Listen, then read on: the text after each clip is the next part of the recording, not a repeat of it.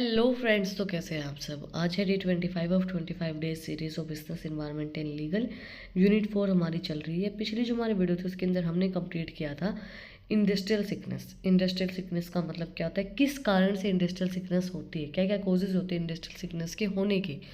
तो अगर आपने वो वीडियो नहीं देखी है तो प्लीज़ प्लीज़ इस वीडियो को यहीं पे पॉज कर दें और उस वीडियो का जो लिंक है वो डिस्क्रिप्शन में है, आप पहले जाके चेक करें, समझें, मतलब समझें कि इंडस्ट्रियल सिकनेस का मतलब क्या होगा और क्यों इंडस्ट्रियल सिकनेस होती है। उसके बाद हम आज के वीडियो को कवर करेंगे, क्योंकि दोनों सेम ही टॉपिक है। थोड़ा सा आगे की चीज़ें मैं आपको बता रही हूँ उसके अंदर और क्या क्या चीज़ें होती हैं, तो प्लीज़ उस वीडियो को जाके देख लेना इस वीडियो को देखने से पहले।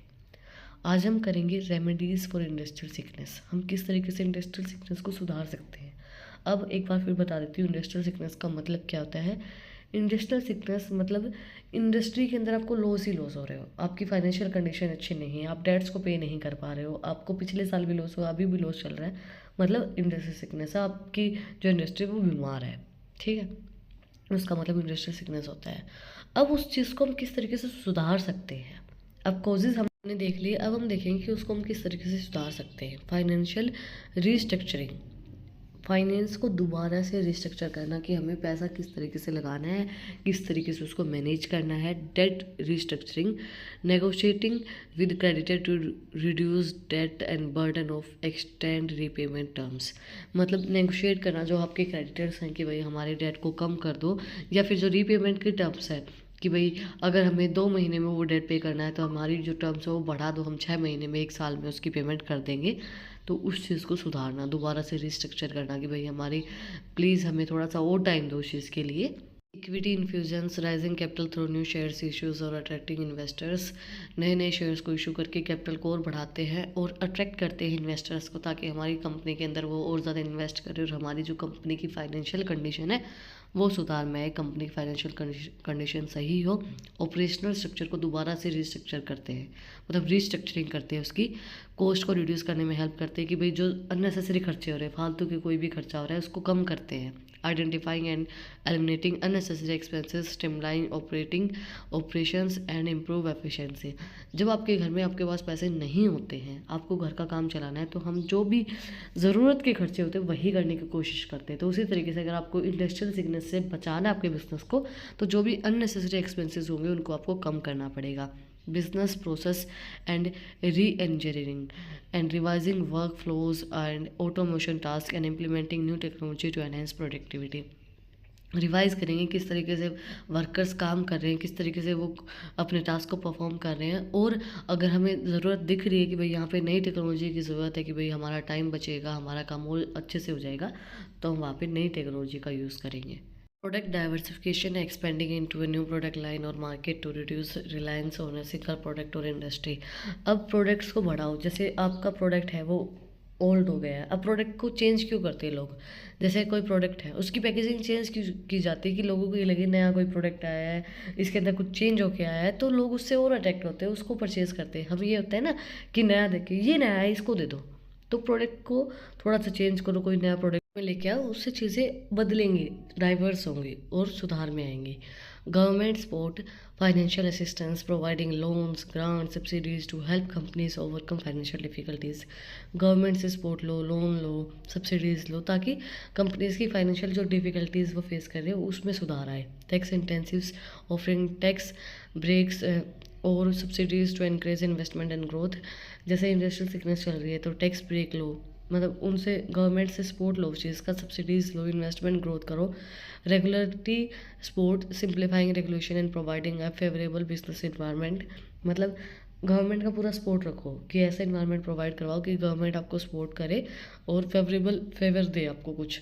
Other strategies and merger and acquisition, ये सबसे अच्छी चीज़ है। Combining with other company to achieve economy of scale और गेन एक्सेस टू, कंबाइन कर लो किसी भी कंपनी के साथ, या तो मर्ज हो जाओ, मर्जर, एक कंपनी के अंदर दूसरी कंपनी मर्ज हो जाए, या फिर एक कंपनी दूसरी कंपनी को एक्वायर कर ले, एक्विजिशन हो जाए।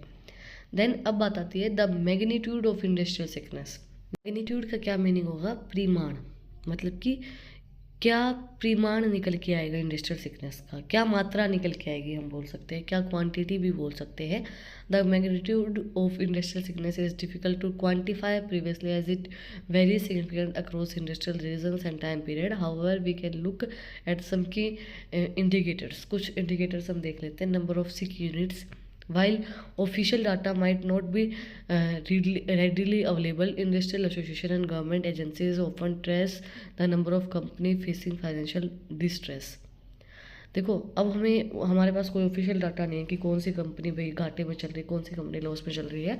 तो जो गवर्नमेंट एजेंसीज हैं, जो इंडस्ट्रियल एसोसिएशन है, वो कंपनी देखते हैं, नंबर देखते हैं भाई कौन सी कंपनी फाइनेंशियल डिस्ट्रेस में चल रही है, कौन सी कंपनी के पास फाइनेंशियल जो उसकी कंडीशन है वो अच्छी नहीं है।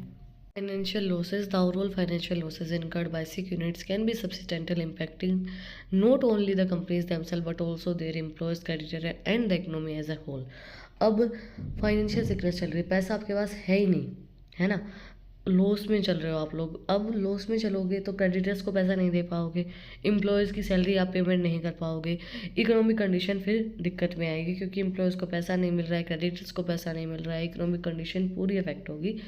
Then impact on employment, industrial sickness can lead a job loss and contributing to unemployment and social unrest। बहुत से ऐसे एम्प्लॉयज़ हैं जिनको निकाला गया कोरोना टाइम में क्योंकि इंडस्ट्रीज के पास खुद के पास पैसा नहीं होता था।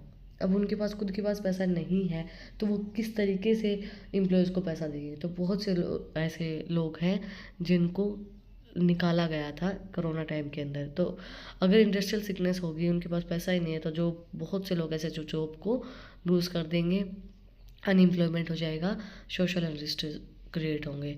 Decline in production, a significant number of sick units can lead to an decline in overall industrial production affecting economic growth and competition. Production के अंदर डिक्लाइनिंग आएगी।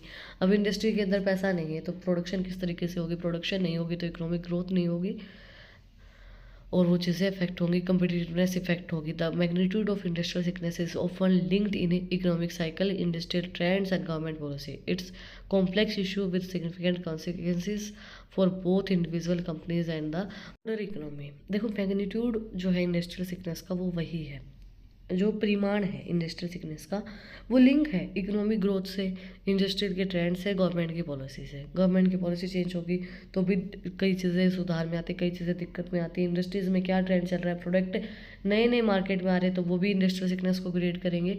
बहुत सी चीज़ें जो इंडस्ट्रियल सिकनेस को क्रिएट करती हैं। आज के लिए इतना ही, दैट्स इट फॉर टुडे। कुछ भी डाउट है, कुछ भी पूछना था कमेंट में मुझसे पूछ सकते हो। इसी के साथ हमारा जो सिलेबस है वो कंप्लीट हो गया है, यूनिट 4 हमारी कंप्लीट हो गई है और हमारी जो सीरीज़ है वो भी कंप्लीट हो गई है। वैसे जो हमारी ये सीरीज़ थी मैंने वो 30 डेज़ की चलाई थी, बट हमारी 25 डेज़ के अंदर ही ये सीरीज़ कंप्लीट हो गई है। 25 डेज़ में हमने बिजनेस, एनवायरनमेंट एंड लीगल को पूरा कंप्लीट कर लिया है। कुछ भी डाउट है, कुछ भी पूछ रहे हैं, कोई टॉपिक रह गया है तो कमेंट में आप मुझसे पूछ सकते हैं। और अगर आपको टॉपिक्स की PDF चाहिए तो टेलीग्राम चैनल का लिंक भी डिस्क्रिप्शन में है, वहाँ पे जाकर आप मुझे फॉलो कर सकते हैं। और भी इंटरेस्टिंग रील्स को देखने के लिए इंस्टाग्राम चैनल का लिंक भी डिस्क्रिप्शन में है, वहाँ पे जाके आप मुझे फॉलो कर सकते हैं। और कमेंट में मुझे बताना कि नेक्स्ट सीरीज़ कौन से सब्जेक्ट की लेके हैं प्लीज़।